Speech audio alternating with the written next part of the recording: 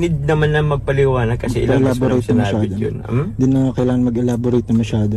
Di na kailangan mag-elaborate masyado. Yun lang yun. Basta kung anong sinabi mo, yun na yun. Yun na yun. Pero sa mga hindi wala, bahala po kayo. Baka, pwede nyo naman pong dagdagan kung anong gusto. Gawa po kayong kwento. Walang problema Gagawa doon. nila yun ng story. Oo. Ganun talaga yun, bro. Ganun talaga yun. Parang katulad din sa amin, di ba? Parang kaya nga hindi ako nila-love team kasi nga may girlfriend ako, di ba? Kasi Respect. nga, may kakay si JJ. Kaya hindi po siya nila-love team. Siyempre, respeto na yun ni JJ kay kakay. Okay. Ganun lang po yun. Ganun lang po yun, kadali intindihin. Oo. Kaya yun. Actually, yung babe kasi parang ano lang kasi yun.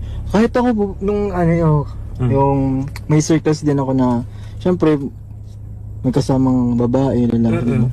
Hindi naman maiwasan na ganun. Lalo na kung may ibang gender sa circles niyo, di ba? Oo. Parang, na yun, automatic na yung may ganun talaga. Oo. Yun naman talaga ngayon. Ewan ko, parang very, na lang siya ngayon. Casual na lang siya.